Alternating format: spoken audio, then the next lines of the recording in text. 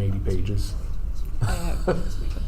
There's a lot of paper. Yeah. So it's, and we weren't printing out, but you could put it on your desktop to store locally. But I'm just like, that's a lot to scroll through. So Yes. we won't do it unless we have to. No.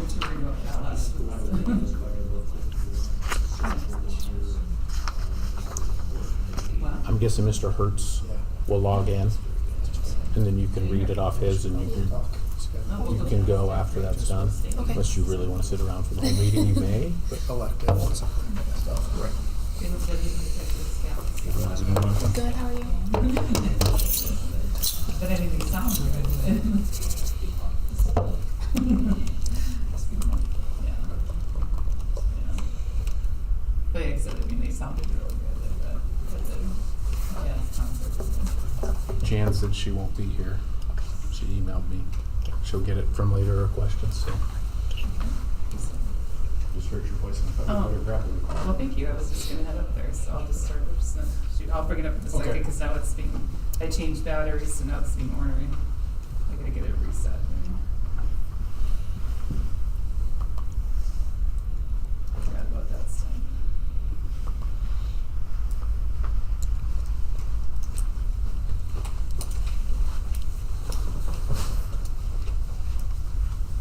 Thank you.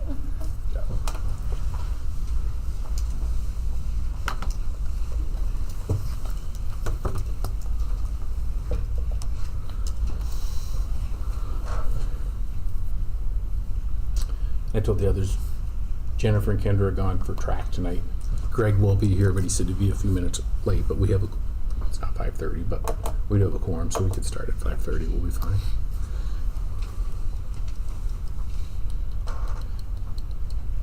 Quorum just majority. 3/5. Okay, we'll go ahead and call this meeting to order. The public hearing number 2 for presentation of proposed certified budget. And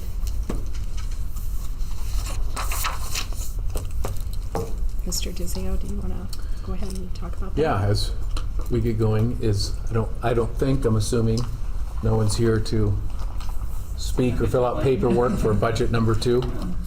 So, but yeah, this is the chance for the public to comment on that if they have a comment on the second tax notice, and then we can take that input into consideration in the actual meeting. But I don't see anyone here to comment, so I don't have anything to add myself. Okay, with that, I'll ask for a motion to adjourn. So moved. Second? Okay, all in favor, say aye. Aye. Opposed? Okay.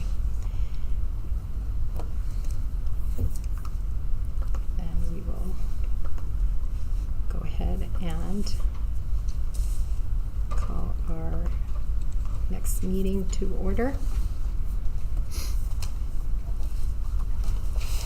And I'll ask for a motion to approve the agenda. So moved. Second. Okay, all in favor, say aye. Aye. Opposed? Okay. Just a reminder of the 5 school board basics. And put students first, follow the law and your own policy, respect the chain of command, base decisions on shared objective information, and operate in the public eye. Next, we will move to our consent items.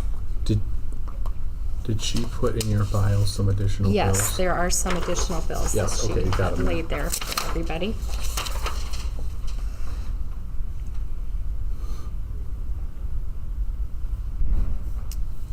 Just wondering if there's any questions on any of the things in the consent items.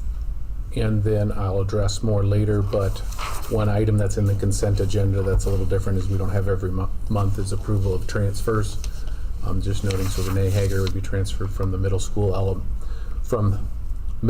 EL to the preschool as a preschool instructor, and Kelly Jacobsma transferred from the middle school instrumental instructor to the high school instrumental instructor. So that just means they're going from one position to another within the district. Okay. Seeing And no- then, go ahead. that's, I was gonna say, and we do have some resignations. One is the first grade instructor, and then the other hasn't technically worked with us, but she had previously verbally accepted the middle school counselor and then asked to back out of that, so. We want to thank Ms. Stammer for her time here in our classroom. Okay. Seeing there's no discussion on that, can I ask for a motion to approve the consent items? So moved. A second? Second. Okay, all in favor, say aye. Aye. Opposed? Okay, that is passed. And I don't believe we have any visitors here for the public forum, so we can just keep on moving on that. And we will go to our principals' reports first.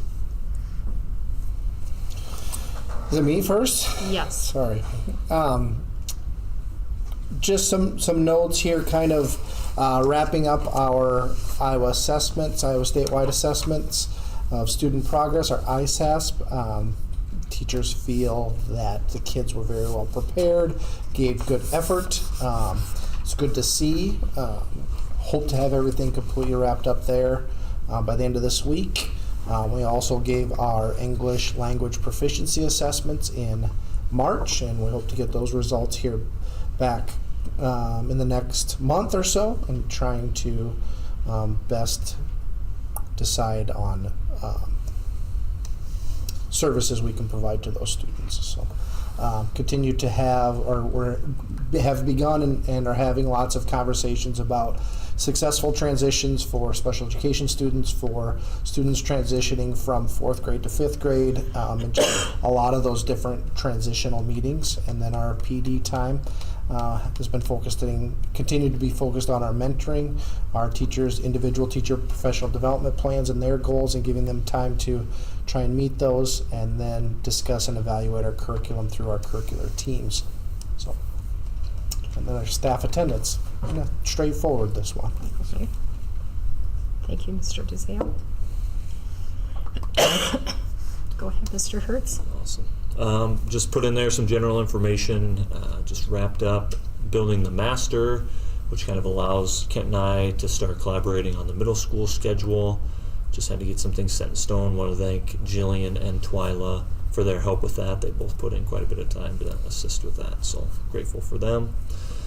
Also wrapping up ISASP testing. We have a few students who are making up tests, but getting closer, and we're working on developing plans for next year's success time, including some social emotional learning, college career readiness, things like that. So Jordan Menning has helped us with that. He's kind of the AEA CAPS leader in work-based learning. He does a lot with that, so he's helped us. And Jillian and I have met quite a bit to talk about that, and Katie has helped as well, putting those plans together for next year. Currently looking to fill really one middle school counselor position. We just had a candidate accept, so now we're down to just one, which is great. And middle school band. Community outreach on April 24th, we're going to do a spring cleanup. We did one in the fall, and having one in the spring as well. Wanted to do 2 a year.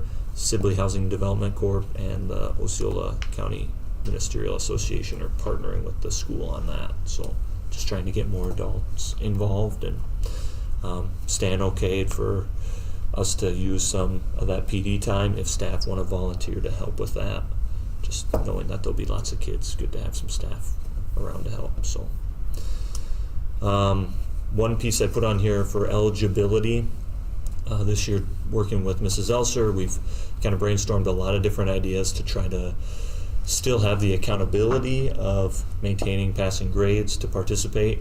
But what we're running into with our current policy is students maybe do enough to get by to that first midterm, and then after they're not on that first midterm check halfway through the first quarter, or second quarter, third quarter, fourth quarter, then grades fall off, which kind of sets them up for a negative finish to the semester, and that's when it really counts, the semester grade. And also we find students end up on that list and then kind of feel like there's no hope to get off in time to still compete. So you're thinking, like, think football or volleyball season, you're 4 or 5 weeks into the first quarter, you're about 2/3 of the way done with your season. Now you're ineligible for 2 weeks. That's pretty much the remaining part of your season. Now the season's over. What's your incentive to get eligible again is kind of where that leaves our kids. So something we did in Worthington that I liked, and talking with Amy, she was interested. Just wanted to bring it up at the board. Still having that same idea at midterms. We run grades. Students who are failing are ineligible, and that ineligibility period lasts 2 weeks, but with another opportunity for students to exit the ineligibility, having them grab a form from the office, get it signed by all of their teachers. If they're passing those classes, teachers would sign. Once that's all signed, they'd turn it into me in the office, and then I would communicate that with coaches. Basically just evidence that, yep, I have done the work to pass my classes. Now they would become eligible if they had completed that. So things I like about it, it requires communication between teachers and students, which we want, especially if students are struggling. Puts some of that accountability back on students to take action and get their grades up. Still has the overall accountability. If they aren't passing, if they aren't doing the work, they still sit the same amount of time. And one added benefit, this would run every 2 weeks. So those students who pass at midterm but then fall off and end up failing, this policy would catch those students because it's run every 2 weeks with a fresh list versus just off of our midterm, if that makes sense. But it starts at the midterm. Yep, so the start point would still be the same. And the no pass, no play, the state eligibility rule kind of covers those first 4 weeks of each semester. Because if you fail at the semester, you're ineligible for now 20 days. So if you fail December 20 when the fall semester ends, you now have to sit 20 days, which about gets us to our midterm of the spring semester, if that makes sense. So between the two policies, there's pretty good coverage throughout the school year. Once you have the midterm check-in, you do every 2 weeks. Is that for everybody or just those that are? So currently, it's just those that are on the midterm list remain ineligible if they keep showing up. But what'll happen is I'll have my midterm list, and then I run the next 2 weeks.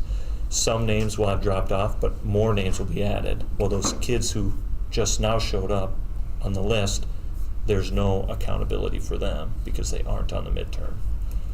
So if they passed at midterm, they're good until the next midterm. With this change, every 2 weeks they need to make sure they're passing. Again, the goal of the policy is to incentivize kids to maintain passing grades throughout the semester, because then they have a better chance of actually passing the course. So I think that would help with that too. So just looking at ways to give kids more opportunity, but also still have the accountability there. So if they're off at midterm and let's say when those midterm grades come in, let's say a week later, that grade is now at a passing level and they do the paperwork, Yep. then they can be They hand it in, reinstated right away. I'll check them, then they're Okay. eligible again. Yep. Nice. Yep. So, just wanted to propose it and see if there were any questions, see what the board's thoughts were on that. That would be something I'd propose in June, a handbook change Okay. that the board would then. That's when to you be approve. officially Yeah, vote. voting on it. Mhm. Yeah. No, it sounds good. DCAP plan, so district career and academic plan, this is something we have to put in place every year. It's actually a review of our current plan, and I've attached it at the bottom if you want to look at it. About a 20-page document, but basically just overviews our DCAP team, which is our CTE teachers, counselor, myself, some community members, and all collaborating on ways to increase our college and career readiness and our work-based learning. We do have a pretty robust program right now with school to career. Not every school offers that, and so I think those are some good things that we do. Our focus for next year is really increasing kind of that in-between. So right now, students get a little bit of career experience, and then they could jump into school to career and have half of their day for the rest of the year in school to career, and that's a big transition. So we created a careers class with Mr. Vermeer to try to bridge that gap between no career experience and school to career. So that's something new that we're trying.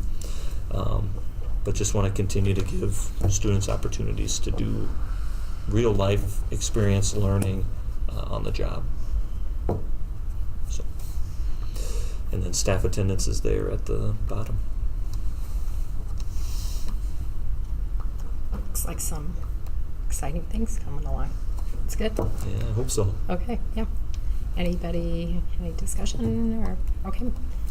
With that, we'll move ahead to Mr. DeZeo. All right. Kind of like we've talked about, do my reports kind of summarize aligned with my goals here. A lot of what we've been doing is trying to fill, absorb, transfer, reducing positions. You know, I could put this in multiple ones in terms of being financially viable with our budget, but also what's best and important for students. So the 2 transfers that we approved in the consent agenda, I know we've talked about it, but just to kind of explain that here at the board meeting, the one for Renee Hager, she is currently our middle school EL position, but just with our funding moving forward that we receive, that we'll overspend that categorical. So by going from 3 to 2, yes, we have a need there, but we have to kind of balance that out, you know, with our financial things, or financial considerations, I should say. So by going 3 to 2, I think that's more sustainable long-term with our funding for the EL program. And then she would go into that position we've been kind of mentioning all year at the preschool level to kind of support some of those rising needs there and the special ed needs.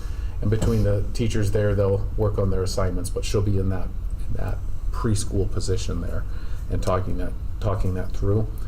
Yes, we've had some discussions on positions we don't fill when they come back, and we don't need to approve that, we just don't fill those, but we've had those discussions at the board, but I'm just reaffirming that with you guys. If you get asked about that, you know, why did we approve? Tonight we'll talk about reducing her position. Well, we had someone in that didn't resign, so that, you know, when we transfer them to, that's called reducing a position when someone's there. That's why we have to approve that versus when Mr. Bergfeld resigned, that 4th grade position, we just didn't fill that, right? And we take those opportunities to do that. Yeah, I want to stress the staff has been good with that. No one's excited to hear about, hey, I'm in the grade that has 3 sections, we're going down to 2, or I teach in the content area, like in math, that we're going from 2 high school to 1 and sharing that with science, or I teach English in the middle school and we didn't fill the 1 position, we're covering that with some high school. You know, no one's wanting to do that, but we also understand that we have to do that, and that'll be some increased numbers in some of our classes, but that's what we have to do to stay viable moving forward. So I thank staff. Like I said, no one jumps out and wants to do that, but I appreciate their willingness to do that when asked. One of the things, so Casey mentioned in his report, talked about Jordan Menning. So from an administrative standpoint, he is like a work-based learning coordinator among some other duties at the AEA. More than likely, this is kind of where we're in flux, is more than likely, I don't know if that position will be continued at the AEA moving forward. Nothing's set in stone yet, but by the end of the month, I'll have to make that determination. So I've been working with some other schools of, is there a way to maybe share some costs and get some benefit out of that and structure? And different schools have different needs. So Central Lyons kind of heading that right now, and we might look at having an area school house that contract and then some other schools share it. We can share that up to 5 ways, so with 5 schools, and this position gives us 2 FTEs. The cost would be a little bit more than that. I don't know that that'll happen for sure, but we're exploring that. So just to give some additional support to our staff for what Casey just said, when we have that work-based, the name slipped in my mind, what's the new class? Well, Careers class. You know, give support in there when students have school to career experiences now, because one way or the other, we're not going to have an experienced counselor at the high school, right, with Jillian moving on to do that. So can we offer some additional support to help line those experiences up? We'll have some different teachers next year doing our CAPS, and that's gone well this year. It's a great program, but we're going to have new staff in that, and there's a lot of behind the scenes work. So if we can share and then have him actually in district maybe a day a week to help with those things. That's not a done deal, but that's what we are looking at when you hear us talking about that. So with retention engagement, I'm not going to rehash that, but we've done that, talked about staffing and things like that. I've tried to do some updates, and I've had some in-person updates with staff about the contracts and new legislation recently. And then, on the bottom, just appreciate the board and those that are on the finance committee working to finalize negotiations and contracts. We've done a lot of work with Save and Pepple recently to do some projections, which we'll talk about later tonight. Making those staffing decisions. Once again, I put that up with increasing math and literacy scores because you're trying to reduce but still provide academic content as best we can. But we also have to do that from a financial side of things. And then just kind of sorting through all the legislation that came with the different bills that passed this spring and our new TSS dollars and things like that. And then on the bottom, just keeping this out there. With that legislation that passed, with the AEA, we will keep for the next fiscal year roughly 60% of our share for the levies that support the media services and educational services, and those dollars amounts right there. They might fluctuate a little bit, but that should be pretty actual. Schools will have a decision on what to do with that and so forth. So as we move forward, we find out that we need to vote or make a decision on that. In schools in our situations where you have declining enrollment and budget tightening, more than likely it's going to come to a point that I'm going to make a recommendation. We keep that for our own purposes. But that's kind of the situation we're placed in. So we'll have more on that, but I'm just putting that out there and trying to make that public information that that's something we'll discuss once we get to that point. Okay. Any questions for Mr. DeZeo? Okay, seeing none, we'll continue with our policy or board committee meetings. Yeah, sometimes I ask the members on this to comment, but really there's not a lot to comment on tonight. Policy, we've met a few times since our last meeting and leading into it just to approve the changes that we presented tonight. Finance, we've met to finalize negotiations, and they've met a few times and so forth. So I really don't have anything specific to add, and you'll see what we've talked about policy at the end of the meeting tonight. Okay. Then we will move on to Ava with the recognition of excellence. This year, jazz choir members showcased their talent at 5 festivals, achieving remarkable success at each event. The highlights were the following 3 major festivals: the IHSMA Jazz Choir Festival in Sheldon. They received a Division I in Class 2A on February 5th. The Coyote Jazz Festival at the University of South Dakota. They placed 2nd in Class 2A on March 19th. In the Iowa Vocal Jazz Championships at the Waukee High School, and they placed 2nd in Class 2A on March 26th. Also, this year, 17 high school vocal students participated in the 2024 IHSMA State Solo/Small Ensemble Contest last Saturday, April 6th, and I'm immensely proud to share that every single participant achieved Division I ratings with outstanding scores. Notably, 4 of them attained perfect scores, which is a 35 out of 35. Caitlin Nobles, Kyla Schwager, Gabe Vandehoof, and Wyatt Cry. And then this is a list of the participants. Grace Beavers with a Division I rating. All of them received a Division I rating, but Grace Beavers, Keaton Crowett, Nathan Crosby, Rachel Daigle, Elliot Diker, Ashton Gleason, Wyatt Cry, Olivia Lopez, Alan Mejia, Caitlin Nobles, Kyla Schwager, Christian Gleason, Erica Rosenberg, and Gabe Vandehoof. And then the vocal ensemble, the mixed small ensemble received a Division I rating. Caitlin Nobles, Bailey Grease, Ella Ryder, Cora Reuter, Wyatt Cry, Nathan Crosby, Alan Mejia, and Gabe Vandehoof. And men's small ensemble also received a Division I rating. Ashton Gleason, Wyatt Cry, Nathan Crosby, Elliot Diker, Christian Gleason, Gabe Vandehoof, Keaton Crowett, and Alan Mejia. And then for our March Generals of the Week, on March 1st, the elementary was Riker Lawson, middle school was Cole Schutte and Grace Hoekstra, high school was Gage Greenfield, and staff was Kate Wedge. And March 8th, elementary was Laurel Mans, middle school was Addison Doden, high school was Brian Yerby, staff was Kelly Jacobsma. March 15th was elementary was Rose McCormick, middle school was Amelia Hyman, high school was Gracia Garcia, staff was David Johnson. March 22nd, elementary was Yair Lopez 1. Middle school was Owen Wolfswinkel. High school was Connor Ironshaw Rankin. Staff was Veronica Espinoza and JC Reuter. And on March 29th, the elementary was Ariel Lopez 1. Middle school was JC Zilstra. High school was Holly Pedley. And staff was Angie Ackerman and Keith Swinson. Thank you, Ava. And before we go any further, I want to thank Ava for her service. I'm just making this assumption, but next month are meetings after graduation, so I'm guessing she's not coming back.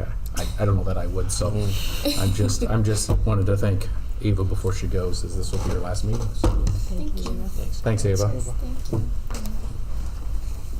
Okay, next we'll have Mr. Jacob Smo with our fine arts literacy goals.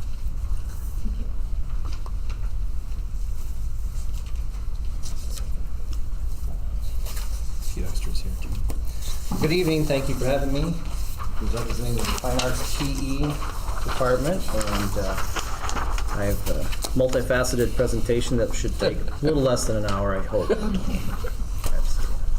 So, basically on this sheet here, I just want to thank all of you, first of all, for all that you do for school. But the staff we have, yep. So Nick Glade, AJ Whalen, Desiree Cobb, Warren Madsen, So Young, Lee, Rochelle, myself, and Matthew Morgan, Caitlin Espy. Great group of people to work with. They really work hard. Impressed by them every week. The success stories I put here.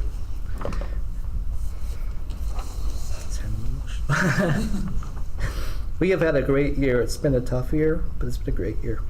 And so a lot of the stuff that we're doing, why I'm so emotional about this, but we've had a lot of successes lately. And I guess the big thing with like vocal jazz and sorry, this is dumb. We've had a lot of really great things happening.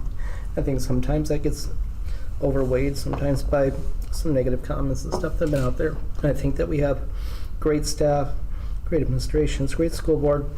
We're working really hard to achieve a lot of things. So, excuse me. Our fine arts and PE staff have been completing their mentoring program. We have 3 people completing that now, and our mentoring program is outstanding. My daughter is in her first year of teaching, and I wish that she had the same program that we have here, because it's top notch. Katie Schroeder has done an outstanding job with that, as well as everyone else that helps her. Just a fantastic program that they have. And so that has helped a lot with people, classroom management, assessments, APL. Our Iowa individual teacher plans have been outstanding to really work with and get them going and help them in all that they do. And from that, I think a lot of the stuff that we have done here for success stories are quite outstanding. I mean, there's a lot of things that have been different this year and things that have worked extremely well. Our PE stuff has been, and I talked to all of them at our last meeting. They're like, I'm not really doing that much difference. Like, well, what about this and what about that? Oh yeah, I guess we're doing that and this. So I mean, they've been working really hard. You can see a couple things here. The weightlifting curriculum has been fine-tuned a little bit, and they've been doing some stuff with that. They've had several meetings about that to come up with some things. And the arts, the master's program that they had was really cool last week. I don't know if any of you got to do that. That was a lot of fun. After PD was done on Wednesday, a couple of us went up and finished a round of that. And that was a good time. We had a lot of fun with that. And I know the kids were talking about it too. And some of them were like, "What is a master's? We don't even know what the master's is. What is that?" And so after that, they were all very impressed by that. And so they were actually, some I heard talking about, "Well, I watched the Masters this weekend, so I know what that was." So that was pretty neat. That was a neat thing. So AJ had a fun program with that. Our art program is doing a magnet exchange, which is kind of cool. They create ceramic magnets, put a magnet on the back, and they send it out to different schools, and there's a bunch of different schools that are involved in that. So they're sharing that throughout their program, which is kind of fun. Something different and something kind of that, kind of like a pen pal almost, but they get to do that with some different things. So honor choirs, honor bands, we've done a lot of those this year, and 3 high school, a couple middle school, and then honor choirs for different levels, 5 through 12, have done it very successful. A lot of kids represented and a lot of kids auditioned and did extremely well for that. We just received our 7th consecutive Best Communities Award, and that's credit to everyone in our district for that. One of 12 in Iowa, top 5 in the nation, awarded that Best Communities Award. So not a large group of people. The Iowa Award, I think the first year we got it 7 years ago was, I believe, 4 schools. It's up to 12 now. A lot of people in our area have started trying to attain that as well. There's been a couple schools that had it for several years and then have not had it the last couple of years, so it's not just an automatic. It's kind of something pretty cool that our school should be proud of. Our vocal jazz group, as she talked about before, second in the state, something very cool there too. I think out of the 8 schools that were selected for that, I think of those 8, I think 6 or 7 of them from Northwest Iowa region. I mean, strong programs, so it's very impressive. And of course it's in the state, so of all the 2A schools, we were second in the state, so that was really good. Very proud of that group too, and the amount of work that So Young has done in that group has been outstanding, and she's got a lot of people she's brought in. We try to bring in extra clinicians and different people to help to supplement all of those programs. So marching too, I know Mr. Morgan brought in several people to help with marching band, but also concert bands, different clinicians from different colleges that are willing to work. So really a good group of people to really work with there. We performed at the nursing homes at the Christmas time. That was really well received. Kids actually were so excited about that. It was really a big push for them. So they're excited about that, and they hope to go back and do some more performance when we get to the end of the school year here. After we get done with our last concert, we'll be doing a little bit more performance there, hopefully with some solos that can go out and play for the nursing homes as well. We just had our contest on Saturday for middle school. Very well received. Lots of parents in attendance, which is more than probably the last 4 or 5 years. A lot of parents there, a lot of people just in to spectate, and that was great. We wanted to get that back going again. People are starting to come out again since COVID kind of dropped us down a ways. Now we're kind of back on that. So great number of participants, high school band and choir for solo ensemble contest this year, which is a lot more compared to previous 3-4 years. So that's coming back as well. So we're excited to see that. We had some really cool performances that we got to go to, but the 5th grade students went to Opera Iowa at Dordt University, and Miss Madsen had done an opera unit for them to do in general music. So that was a very telling time for them to be able to do that. They're a little bit nervous taking all of the 5th graders to the opera, thinking, how's this going to go? But they were really great. The kids were great. They had a lot of fun. They all said that too, so that was good. Excuse me. And so the 6th grade students went to Northwest Iowa Symphony, as we always do, and that was very good. That's always a great show. They put on a youth concert, and that was fun. A great marching season this year. Kids worked hard. We were also recognized for our March Music in Our Schools Month activities. We had actually within, in the first week of March all the way through the last week of March, we had, I believe, 6 performances for Silvio Cheatham Schools. It's for our Music in Our Schools Month activities. So we presented that to the company that does the promotion of that, and we'll be getting a certificate in regard to that too. Our middle school drumline and color guard did performances this year, and our middle school drumline has been working hard still because we're going to the Tulip Festival in May, and we're combining 6th, 7th, and 8th grade, and they will be performing at in the parade, of course, but then also after the parade, they have a exhibition time there for drumlines, and we hope to perform for that as well. We also tried some new concerts this year, combining 7 through 12 performances, and that went really well. The flip side, then we have our upcoming events. You can see there's a lot of stuff going on. Some really fun stuff. The recital this Saturday at the Lantern would be a nice thing. We did that last year. It was very well received. Packed house. Again, it's a Tulip Festival. 4th graders will get their instrument night on the 21st, kind of starting out the new group of band students there. And of course, our band trip coming up to San Antonio in June. So a lot of things happening, a lot of things going on. Very successful year with lots of great ideas and a lot of people collaborating and working well. So thank you again so much for all of your work and for all your support throughout the year. So we appreciate it. Any questions on all that stuff? Amazing. No, thank you. Appreciate it. What do you typically do on your band trips, like with San Antonio? Where do we go? What do you usually do? We are going to, we have 3 performances, I believe. One is with a clinician that we actually are, Mr. Morgan and I worked with Carol Britton Chambers is a composer, and she teaches at Texas Lutheran in San Antonio. And so she is there, and we've contacted her, and she and her fellow band director at the university are going to work with us one morning. And we're also performing some of her music that she has written, so she's going to work on it from that perspective as well. That's kind of neat. We're going to Corpus Christi, and we're going to perform on the aircraft carrier there, which is going to be really cool. Kids are really excited about that. So am I. And then the other performance is, I'm trying to think here, it is in an outside performance area. I'm trying to think for sure where, I can't remember. It's near the Riverwalk in San Antonio, so that'll be neat. We're going to the Tower of the Americas. We're doing, of course, SeaWorld and Six Flags, that kind of stuff. And like I said, that trip to Corpus Christi, that'll be a little bit of beach time too. We're hoping that maybe there'll be a launch of some kind of space thing over there too, but they weren't sure what the timing was on that, so we'll see if that happens. But that's, yeah, that'll be an exciting trip, fun trip to go to. So kids are excited. So am I. I think that's I know this is technically out of order, but I was going to jump ahead to the recognition for, since Mr. J's up here, I should have thought I had and put it right afterwards, and I didn't, but just that, the work for doing that, and thank you. I know that you've been mentoring two of our people in the middle area, in the music area education and so forth, so we just wanted to thank you and the whole music department for the work they've done to receive that recognition again. Thank you. So. Yep.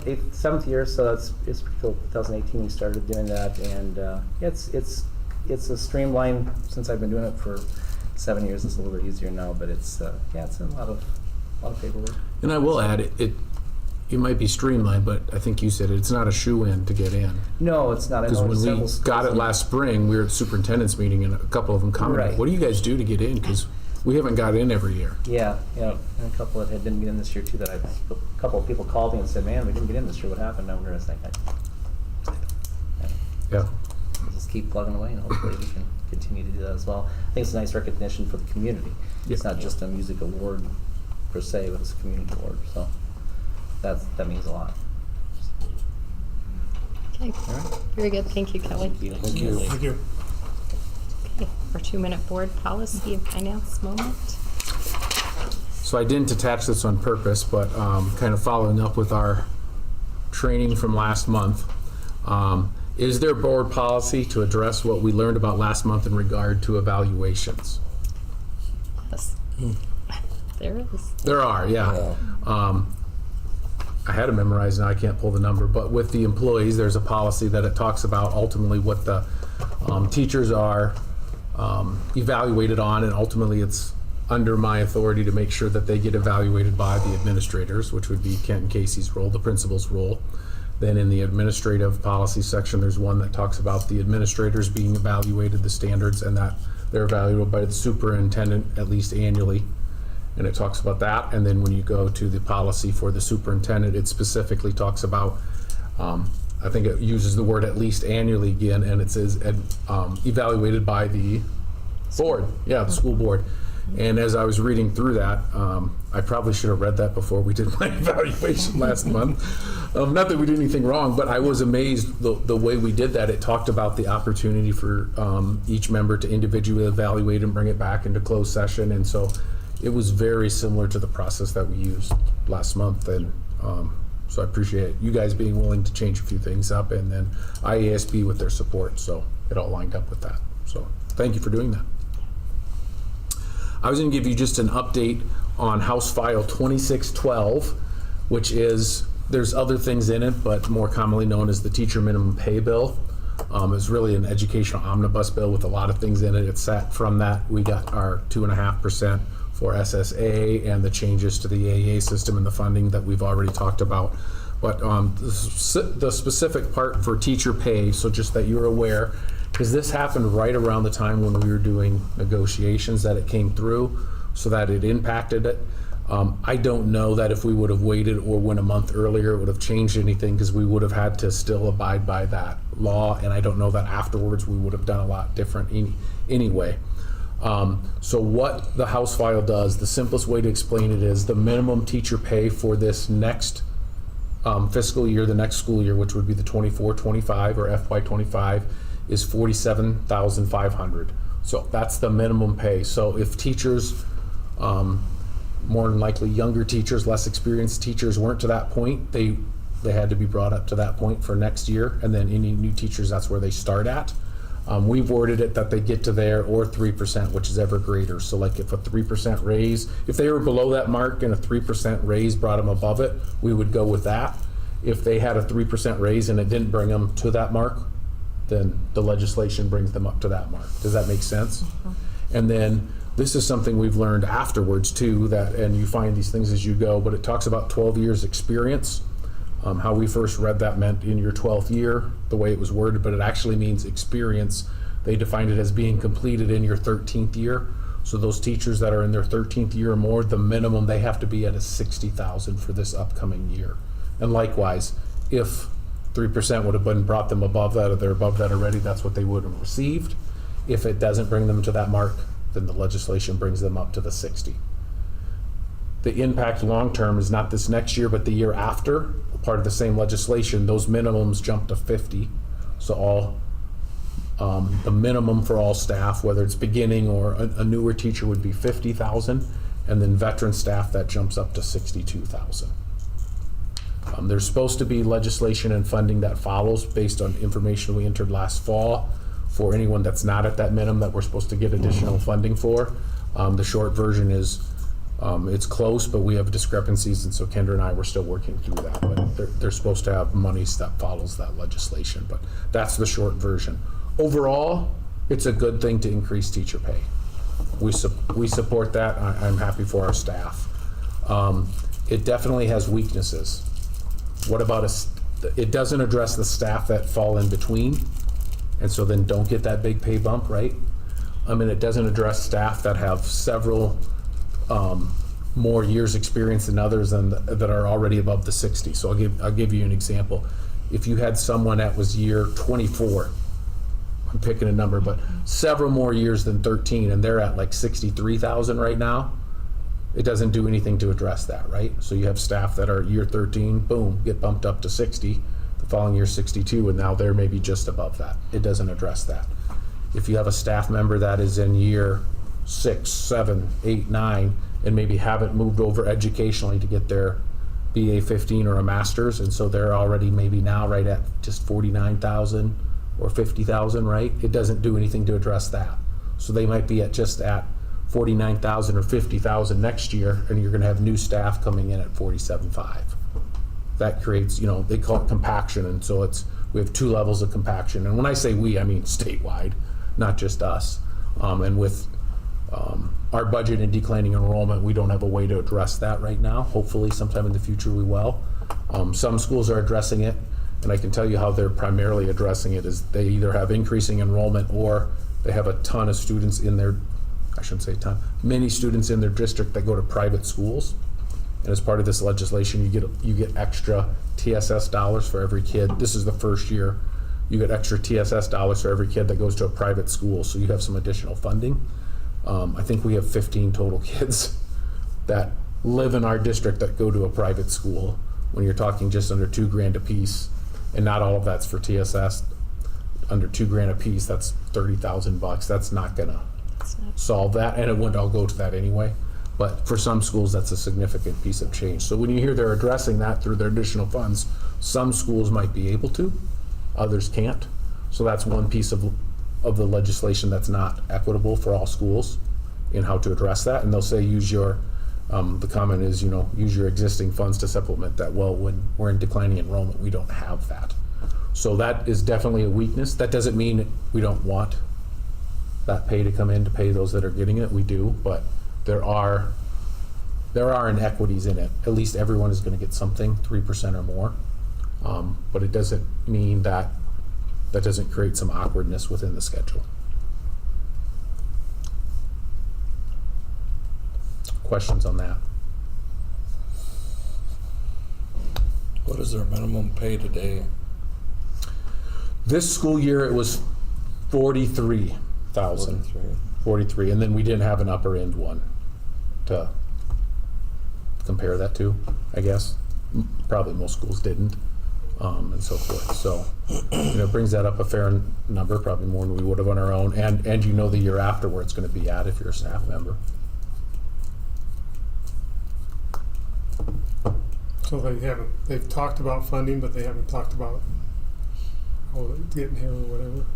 So how it's supposed to come is we're going to get additional TSS dollars, that TSS, the teacher supplemental salary. We're supposed to get additional TSS dollars or funding and it comes per pupil, so they'll raise our rate per pupil, that when you multiply it out, we'll get more above and beyond what we were, what would be the word, scheduled to get normally. We'll get additional TSS dollars above and beyond that. That's supposed to match up with the cost of bringing any staff member last fall that would qualify for this next year up to that amount, including FICA and IPERS. We're finding some schools saying, hey, we're getting adequate or more like they promised, and there's some that are in our boat that maybe we haven't agreed with the calculations yet. We're still trying to figure that out. And we're one that is Part B. We don't agree with the calculations and we're short, because you're supposed to be at least, at a minimum, be brought equal to that have funding that's equal to that. I would say our calculations don't equal what the state's giving us at this point, but hopefully we can work with them on that to make some changes. We're just working through that right now.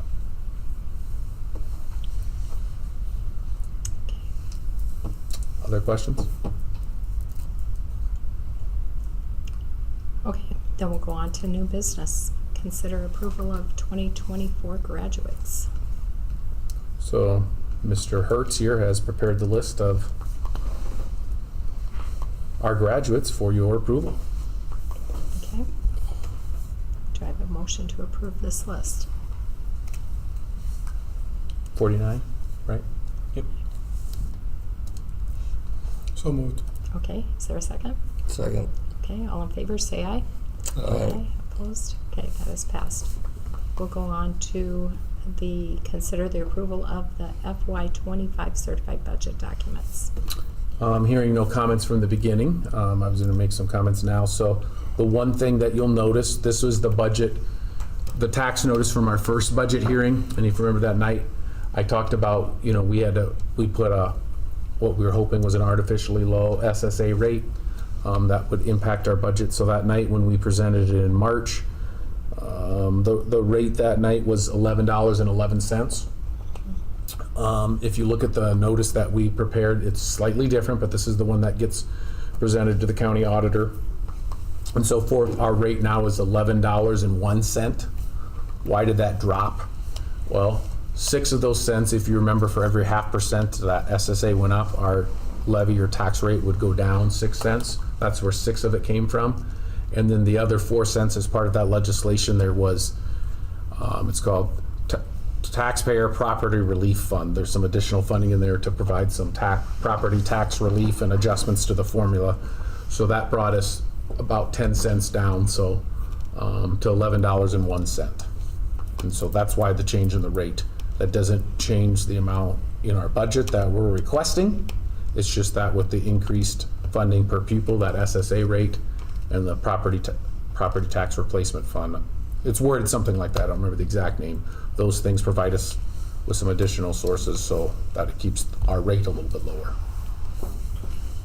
Okay, any questions? Okay, can I get a motion to approve the certified budget? I'll make a motion to approve the certified budget as presented and authorize the district to file it with the county auditor. Is there a second? Second. Okay, all in favor say aye. Aye. Opposed? Okay, that is passed. And we'll move on to setting a date for the public hearing. So this would be for this current year's budget. We are asking for a hearing to amend it. We would do that right before our May regularly scheduled board meeting, and then we have till the end of May to present it to the auditor. The reason we are over would be for our basic. In the past, the last few years, sometimes if we've gone over, we've taken it as an audit comment.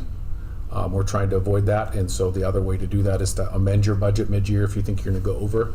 The main reason we will be over in this area for the support, it's the support services fund, is due to the payout for the back wage that we paid out of management, but it gets categorized in support services because it's not educational services. And so that's one fund that will be over our budgeted expenses. And we just file an amendment, put that with the county auditor, and then that doesn't appear as a comment on our audit. Any questions? Okay, do I have a motion to approve? So moved. Okay, second. Second. Okay, all in favor, say aye. Aye. Okay, opposed, and it is passed. So then you do have a date? What's that? Did you have a date? Oh, May 20th. May 20th. May 20th. Yeah. The same night as, sorry, same night as our May board meeting. Okay. Okay. And consider approval of auditor proposal. So I believe we sent out, don't quote me, but I think it was 7. We got 1 back with numbers, and that was from the one who currently does ours, Nolte, Kornman, and Johnson. Some did not reply to us, and then we got replies from 2 others that I didn't include because they either said they're no longer doing school audits or they declined to give us a quote. So we didn't include that because there wasn't anything to include. So the attachment is the proposal from Nolte, Kornman, and Johnson. Okay. So any questions on that? Okay, seeing none, do I have, They increased a little bit, or? They did, and that's why I was pulling this up, because I don't remember the amount off the top of my head. I think this year, the 15 grand is consistent with what we had this last year, this 15 grand for the year ended June 24, and then it'd go up for the next fiscal year 17, and then 19,000. And I believe that 15 had been consistent with the last one, but then going up about 2 grand per year. Number one, we don't have a lot of choice, and number 2, that's pretty standard of what's happening with schools right now. The cost is going up significantly, and I'm glad we have someone that responded. Yeah. There's some area schools that right now can't get a response for an audit, so. I'll make a motion to, I guess, sorry. Yep. We're all right. Yep. Okay. To approve the auditor proposal from Nolte, Kroneman, and Johnson as presented for the next 3 years. Second. all right, all in favor, say aye. Aye. Opposed? Okay, that is passed. Consider approval of summer school program. So each year, we have to have a presentation and present the summer school program. So the overall summary is here. I'll let Mr. Zale add any additional comments if he would like. Yeah, really not a ton of additional comments. We're looking to keep this program as consistent as we have in the past. If we've seen good gains, we're going to continue to do a jump start program as opposed to an extended school year is the wrong word for it, but doing our summer school whole group sessions in August versus in June. Have seen some really good progress with that, gotten a positive feedback from that, and it's been a good thing. And then the tutoring from June to July, kind of individual sessions. I've been working with Mr. DeZale and Kendra as well, just to, in terms of trying to make sure that we're properly financing those tutoring sessions. And so there's some things that we can maybe look at tweaking as we move forward. But I think for the summer project, we're looking to keep it as similar as possible here, considering our short turnaround.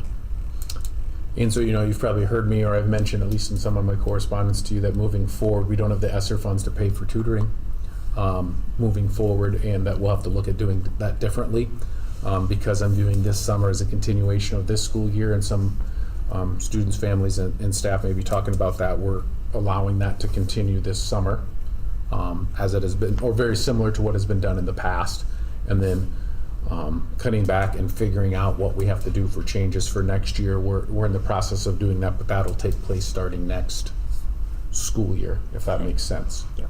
So if you're asking, well, I thought you said we had to cut back on tutoring. Yep, I did, and we're looking at continuing what we've done this year, though, into the summer, and then making those changes during the school year next fall. So of the students that qualify for this, or this is for, what percentage utilize it? I don't know that answer, do you? No, not off the top of my head. It's fairly high. Most of the ones that we reach out and offer the program to accept it. There are some that don't, but I would say that's a minority compared to the ones that we offer it to. Good. Does that kind of answer your question? Yeah. Yeah. It's a high percentage, I just don't know. Yeah. It's not 100%. I know there are some that say, thanks, we're good, we'll jump back in August when everybody else starts, but it's a fairly high percent. I don't have that number. I can find it for you if you would like me to, but I was just kind of curious. yeah. Yep. We just know next year we'll have to be more intentional about who qualifies and who receives the services, because we just won't be able to sustain it during the year at the same rate we are now. What do those changes look like? I don't know yet, but we've had some initial discussions, but we'll have to figure that out. All right. Do I have a motion to approve the summer school program? So moved. Second. All right, all in favor, say aye. All right. Aye. All right, that is passed. High school gym roof repair. So these next two are the same thing, north and south. Some of this is on me, and some of this is just a change with the contractor. So the same contractor, same approval that we did last month. In talking with the contractor, number one, they said they don't know if they do the whole thing at once just because of the size of the gym roof. But when we were looking at that, we realized what the initial quote was for $163,000 or whatever, is over what is normally required in terms of having to have like a project manager and an engineer oversee it. Just because of the rising construction costs, the code right now is, I think once it's over 139,000, you have to have those things in place. It's not a new build, it's not a remodel, so we talked with legal counsel about this, and he says, well, if they're not gonna all do it at the same time, we can do it in two halves. And so that's why, if you're wondering why do we now have this in two halves, and we approved it last month, we would move forward, but we have to bid it in two halves. So cost is the same as just split in half. Yes. And they're not gonna more than likely get it all. What I mean is it depends how the summer goes, but he's gonna bid it this way because more than likely they won't tear the entire thing off and put the new coat on anyway. As he said, they wouldn't have all those materials here due to the size of the roof. Okay, do I have a motion for the north Make a gym? motion to approve the North High School gym roof repair bid. Okay, is there a second? Second. Okay, all in favor, say aye. Aye. Okay, that is passed. How about the south gym? I'll make a motion on the South Gym. Okay. Second. All right, all in favor, say aye. Aye.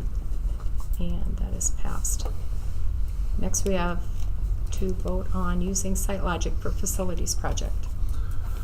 So I put on here the contracts. I put on here the reference to that presentation that we've talked about when SiteLogic came and did that to us, and then the projections for Pepple and Save from Matt Gillespie with Piper Sandler.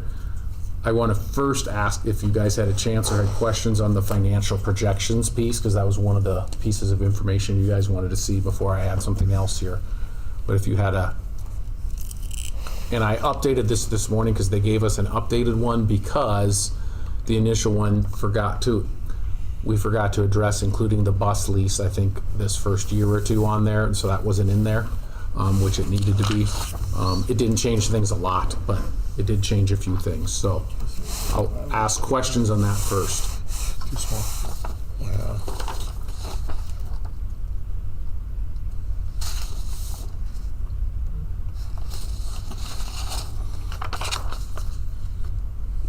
I know the short answer is, I know that was one of the things we wanted to make sure if we could do this and still have enough flow projected, right, for doing projects and things like that. And yes, it would, we would be able to do that. Yes, there'd be less room each year for projects, especially during these first 5 years when we're finishing off the revenue note for the, I'm gonna call it the band HVAC edition. That finishes in 2029, so we're 5 years in, 5 years left, and so forth. But after that, that would have some flexibility. But the idea by doing this project is hopefully some of those bigger projects are out of the way right now. We wouldn't do as many of the roof projects, and we've done a lot of the big cement projects recently. And Matt was confident we could do both. Okay.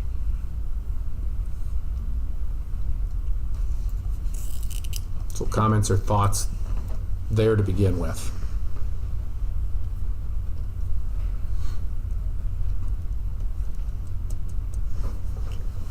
Our lowest balance then would be right at the end of the 5-year thing, would it? Over to maybe Greg. to Yes, look at the end of 5 years from now, if we'd start now roughly paying off the revenue bonds from the first project, trying not to confuse the two, and in the second one, that's probably the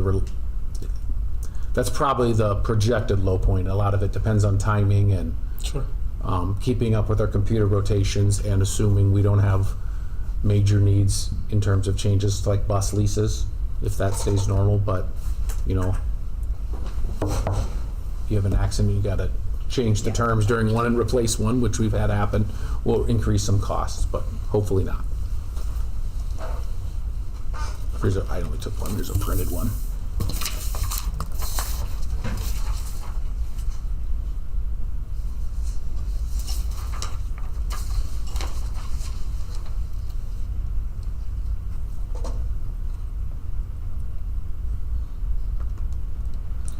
Other questions about that and the project in general that you have?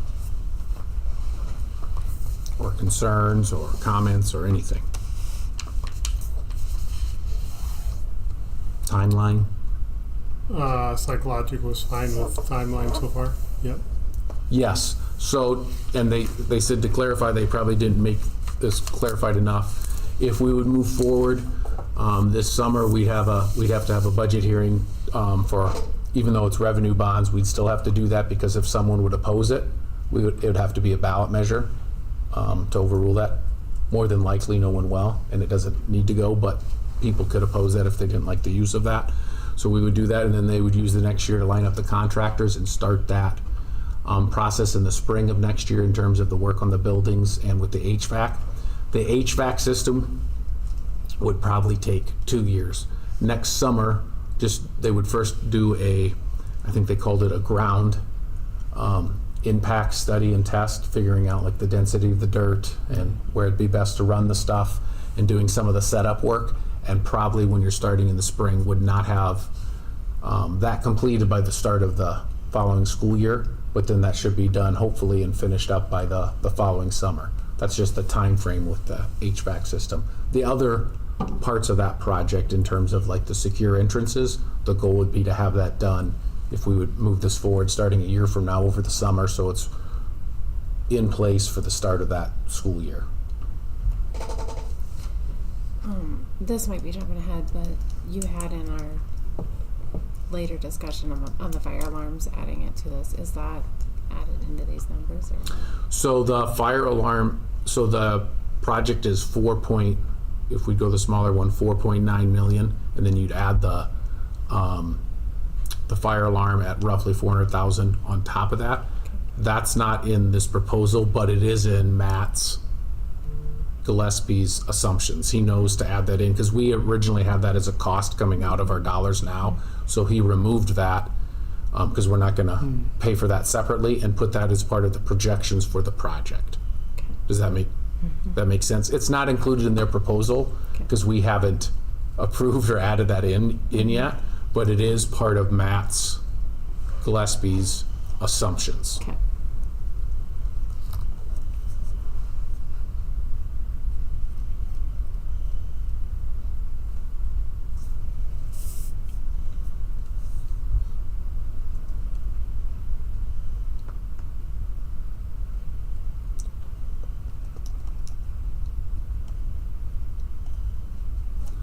Other thoughts or comments?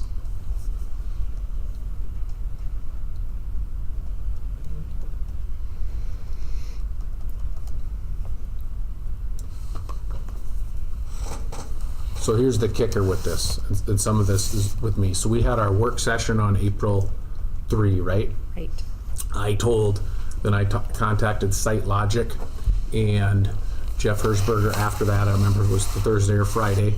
I know by the following Monday, which was last week Monday, then they got back to me. So we got the contracts that are attached here on, I think, Monday or Tuesday. And I think I sent them to you guys initially on Wednesday, right? Does that sound right? I said to review ahead of time? Somewhere in there, okay? Roughly at that same time is when I sent them on to our lawyer as well to review. He didn't get back to me till after we posted the meeting, and he wanted some changes. So we've been in contact today. Steve Avery, our lawyer, and their lawyer are meeting next week to iron out some of those changes that he had concerns on the wording. Some examples are of some things, nothing major, but he wanted it to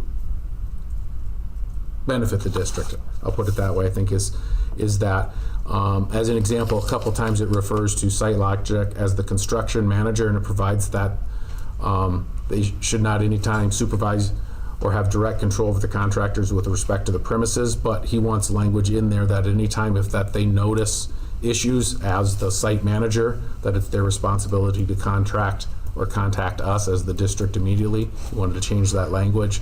There's a few other pieces, I won't get into the legalese, but it's things like that about indemnification. He liked their wording about the arbitration and mediation process if there was an issue with the construction project. He thought it was worded well, but we want that worded specifically that it wouldn't go to a federal court. It would stay in Osceola County District Court. Obviously, that's worst case scenario. Those are the type of things that I'm not going to pick up reading a contract, but I'm glad that's why you ask your lawyer to. So I'm bringing this up as if we like the project. We're good with everything moving forward. I would recommend not approving that tonight because of the contracts. I'm hoping we'll have that by the end of this week or next week, and then we would, based on our discussion tonight, if you guys are good with that, then we would just have a special board meeting at noon or the end of the day one day, and it'd take 5 minutes to approve that moving forward. Hopefully we can have the discussion tonight outside of the contract issue, if that makes sense. But I wouldn't recommend it with the current contracts. We'd want them adjusted, and that's something Steve Avery and their lawyer are going to meet on at the end of the week to hammer out some of those differences. So that would give It was us- a timing thing. Right. I could have pushed to get them sooner. I didn't realize the turnaround, so some of that's on me, but I mean, we couldn't have got them before the beginning of last week anyway, based on the timing with the work sessions and everything.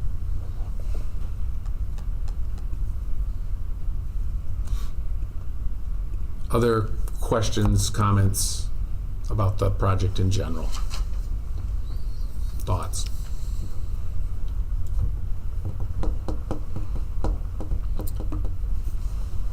Is there any grant involved that they have to do to get the geothermal thing? Not up front that I know of. From what I'm told, once they get going on it,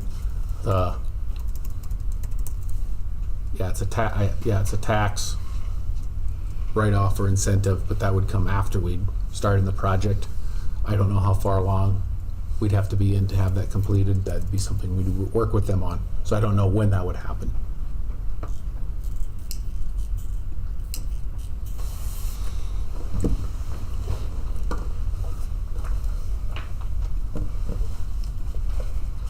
So we will wait to vote on this. Yeah, I would because it's on here as an agenda item, I would recommend that we vote to table it, approving it. I'm open to discussion, and we can talk about if we like it outside of the contract issue, and then we'll have a special meeting. But then if we're good with that outside of these contract changes, what we do is vote to table this. Yep. And then I will notify you when that's done, and we'd have a special board meeting, and if everyone can't be there, we could do it via Zoom too, or Okay. Google Meet.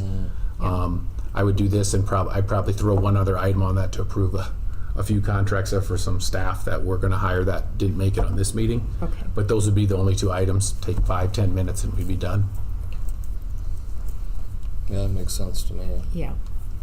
So, Your but thoughts haven't changed on, after you looked at what they got together for the budget and everything else? no, I feel good about with what Matt presented, and he was pretty confident with it as well. This actually looked a and little so better than I forth. thought it might, Yep. actually. I thought we'd have less wiggle room, to be Yeah. honest. That's what's in my mind. Me too. And so forth. He said the sales tax in the state has been up, and not that it has a huge impact, but it does impact because that brings in a few more dollars than anticipated. There's always things that'll happen that you can't account for, but it's Yeah. not so tight that we're living on a razor wire or anything. Right. No, I like these little cash flows that they put together there. And yeah, he did change. I don't have a prior one, but what Kristen was asking, we had projected for this year to go down 400,000 in cash in Save and Pepple to pay for the fire alarm project. Well, we took that item out because that's not happening right now, and then he put that in as part of the project. Yeah. We could elect to use some of those funds for that, but that's part of the reason that not taking that money that was allocated for that out and leaving it in there, it helps keeps things a little more flush too. Might be our only chance to get it done. Yeah, that's why the next item, I think it'll be cheaper in the end, All right. to be honest. So we would need a motion, I would say, to Motion to table this table item this. for now. Yep. I'll make a motion to table it. Okay, is there a second? Second. Okay, all in favor? Okay. We'll table that until. And I don't know when that meeting will be. I'll let you guys know, assuming things go well between the lawyer I think discussions. that's a good idea too. Okay, so then we will go on to Craig, the. second. I did. Oh, Yep. Jamie did. Thank you.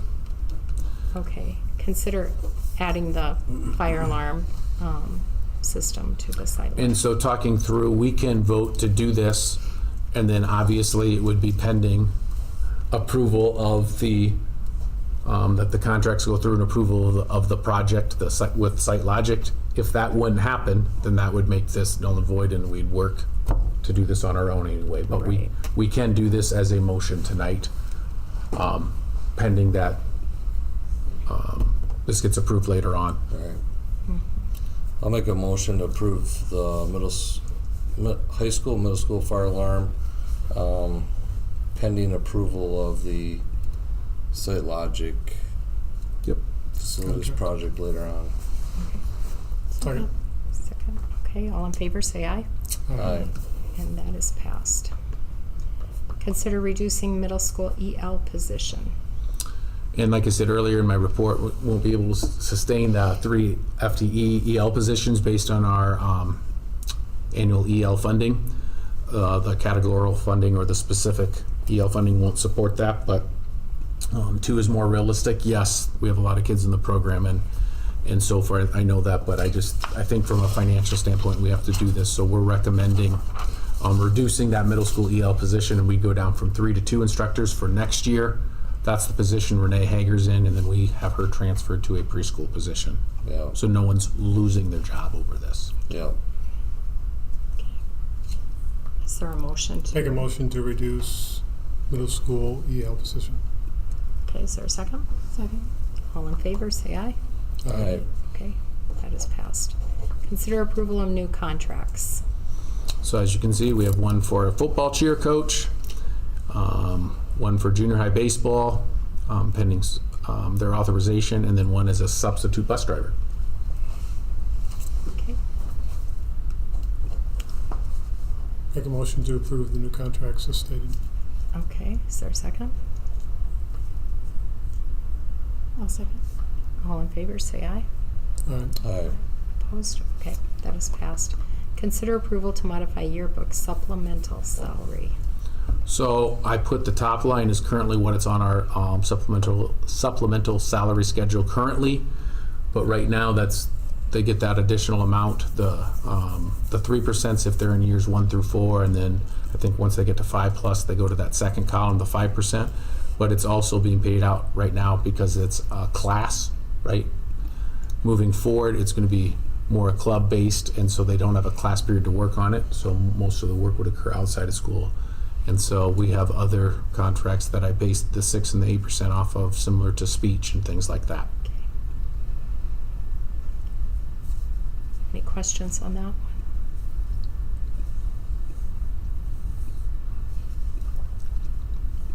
Would that stay with the, I know that was Mr. Schuler for class, wasn't it? So who would be? Yes, Or do you have so this would somebody? be the new, English, Kelly Westphal. yeah, English Okay. instructor. I was going to say high school, but technically it'd be 8-12. 8-12, was more my boss, because it's not just high school, but Right. So 8, she's 12. gonna take it, or you think she will take it? She will. She will. Yeah. Okay. She said, and she currently does that in her role at her district she's at now. Okay. Knows our provider, and yep, it was a really good fit. Okay. Uses the same publisher, right? Yep. Yeah. Yep. Okay. All right. Make a motion to approve to modify yearbook supplemental salary. Second. Okay, all in favor, say aye. Aye. Aye. Opposed? That is passed. Consider approval of TLC contracts. We have to annually approve these, so we'd be approve them for the instructional coach from grade 7 to 12, and then the preschool or kindergarten through grade 6. You'll notice there's a question mark after special education. That is currently Barb Williamson. She will not serve in that role next year because she'll be an instructional coach. So we're in the process of finding who that will be. We just don't have that completed by this board meeting. Okay.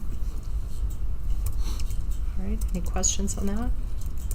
Is there a motion to approve these? So moved. Okay, second. Second. Okay, all in favor, say aye. Aye. Opposed? That is passed. Policies. So all within the same primer or recommended updates. So I sorted them out. The first one is policies with changes, and we would recommend, talking with the policy committee, skipping the second reading and approving them as now. They were either minor changes, changes only to the title of the policy, or changes that didn't really affect the content.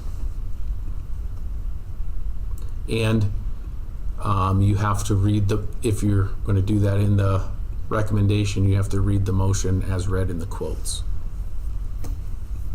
Okay, any questions, first of all?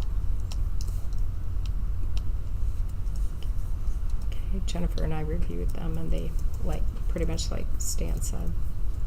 So, do I have someone to make a motion? I'll make a motion to approve the first reading of policies 405.02, 411.02, 507.08, R1, 704.01, 706.01, 706.02, 706.03, 706.03 R1, and 707.01 with changes, and to skip the second reading of the policy. Is there a second? Second. Okay, all in favor say aye. Aye. Okay, that is passed. First reading of policies to be rescinded. Those 4 policies are recommended to be rescinded, and then they are actually going to be included in some policies that will have all the language together in one spot. And I have a quote there of how the motion should be read. Right.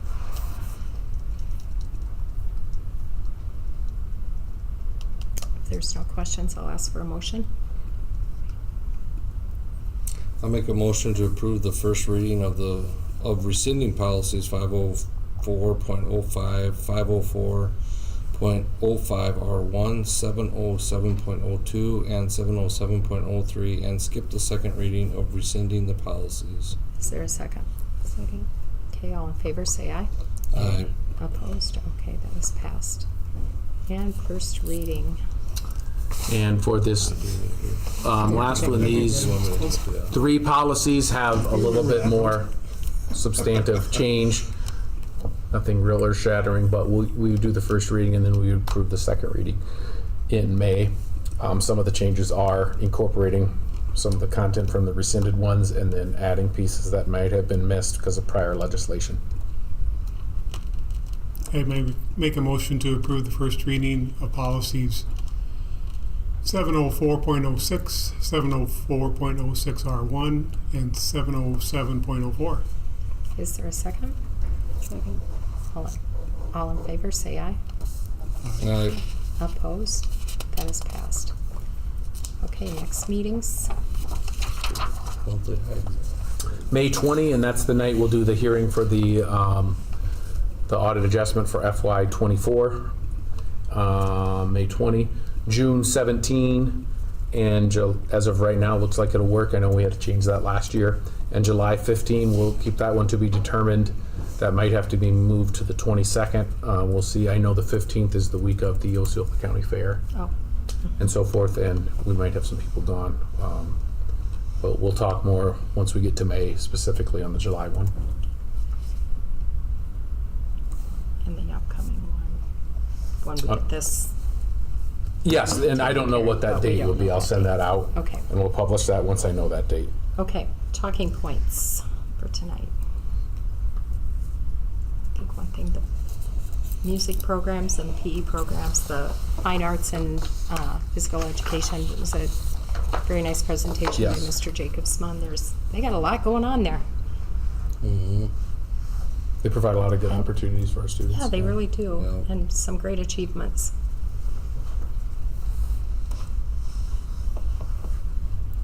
Anything else? Is Kelly still gonna take the other job or not? Yeah. Yes, Yeah, he'll transfer to the high school yeah. position. Yep. have So we that. are currently in the middle of interviews for the middle school job. I'll make a presentation later whenever we have the special board meeting. We did have a candidate accept one of the counseling positions. We have one open yet. We'll see. And then in the middle of setting up interviews for the open elementary position that I think you knew about, but we didn't have a meeting since she last resigned, so the resignation was approved tonight. But we have candidates for that position too. Just in the middle of setting that up. Can only do so many interviews in a week and have enough staff to cover during the meetings. Would that be a fair way to say it? Yes. Mr. DeZale? Yeah. So that's part of the reason we won't have that one done this week is between the other interviews. Hopefully we can get those taken care of next week. Well, it's good to have candidates, right? Yeah, Yes. it is. Yes. If you know of anybody going into counseling, That'd be the Send concerned us one our right way. now. Would be the second Mm-hmm. counseling position. Reach out to some people. Okay, with that, do I have a motion to adjourn? I'll make a motion to adjourn. Is there a second? Second. All right, all in favor, say aye. We are adjourned. Hey, thank you, everyone. Okay, yeah, thank you. Are you good? How'd the notes look? they'd, You gonna have to do them again so Kendra can read them?